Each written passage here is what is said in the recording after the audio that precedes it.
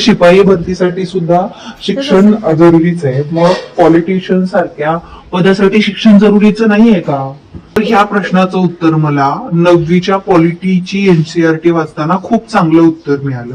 तर एनसीईआरटी म्हणते सगळीच कामं शैक्षणिक योग्यतेच्या आधारावर असतात असं नाही. जसं भारतीय क्रिकेट टीम सिलेक्शन करताना त्यांनी कोणती डिग्री घेतली यापेक्षा ते किती चांगलं क्रिकेट खेळतात हे बघितलं जातं. सेम तसंच मंत्री किंवा राजकारणी बनण्यासाठी व्यक्ती त्याच्या क्षेत्रामधल्या लोकांच्या समस्या समजतो का, त्यांच्या चिंता समजतो का, त्यांच्या चिंतांचे निराकरण करण्यासाठी प्रयत्न करतो का, किंवा त्यांच्या हिताचे प्रतिनिधित्व करतो का, ह्या क्वालिटी त्याच्यामध्ये असणं गरजेचं आहे.